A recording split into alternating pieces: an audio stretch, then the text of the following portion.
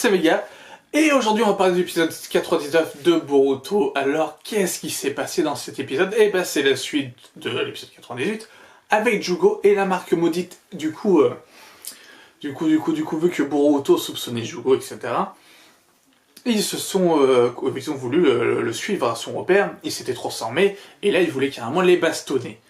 Et là, c'était une animation de fou. Le combat était juste génial. Les graphismes étaient sublimes. Même si Jugo, il a été, son caractère design, il a complètement changé, c'était pas mal. Franchement, j'ai bien aimé le combat. Et la petite touche finale, franchement, même Konamaru, il a brillé. Il m'a fait me penser un peu à Kakashi dans sa morale, dans son ido, pour pouvoir protéger les autres.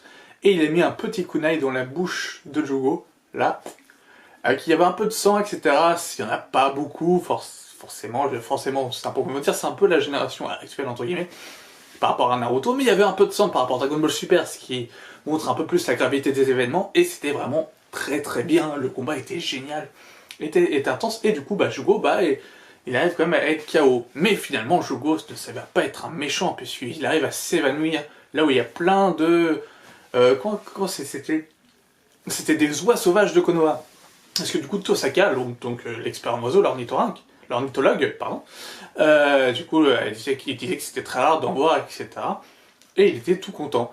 Et ils ont vu une sorte de produit que Jugo avait, qui ressemblait vachement à une cigarette électronique. Moi j'ai pensé directement à la cigarette électronique, ce qui permet du coup de calmer sa marque maudite. Et Tasaka, je sais plus déjà comment il s'appelle, voilà, l'ornithologue l'a léché, et ça lui a fait pendre la langue, quoi. Il n'arrivait plus vraiment à parler.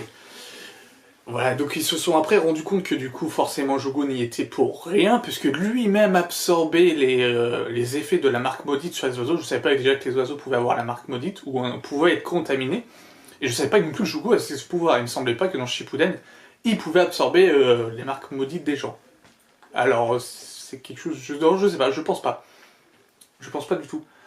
Je pense que c'est vraiment... voilà, je sais pas. Si je me trompe, on va peut-être me le dire, mais il me semble pas. Du coup, voilà, vu que Jugo il est bienveillant, mais il n'aime pas Boruto, parce que Boruto, qu'est-ce qu'il a fait?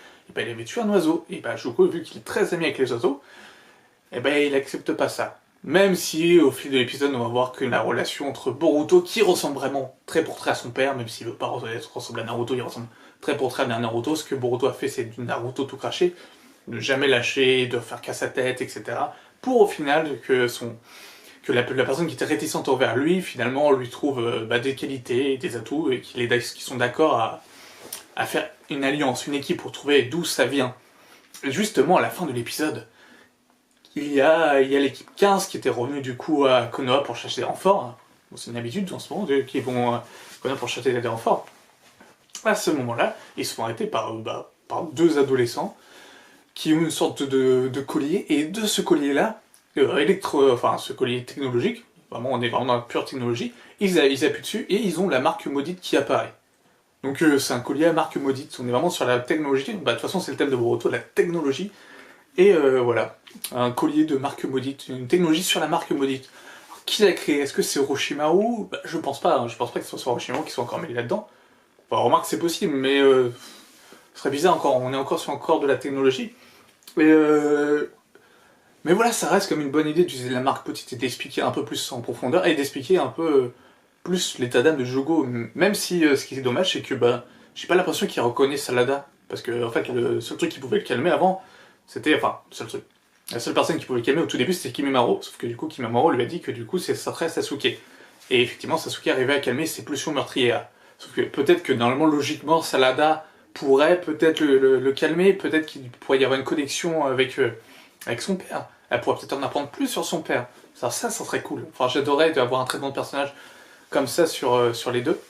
Du coup, sur Jugo et sur Salada, ça pourrait être vraiment pas mal. Mais du coup, voilà, l'histoire est assez passionnante, c'est assez marrant. Et Tosaka, du coup, il me semble que c'est Tosaka, est assez marrant. Franchement, il est fun. Et du coup, oui, pour terminer, il y a le pays des rivières qui recherche Jugo. On ne sait pas pourquoi. Peut-être parce que du coup, peut-être qu'il vient de là-bas. Peut-être, je sais plus trop d'où vient Jugo, mais ils recherchent Jugo, ils l'ont vu.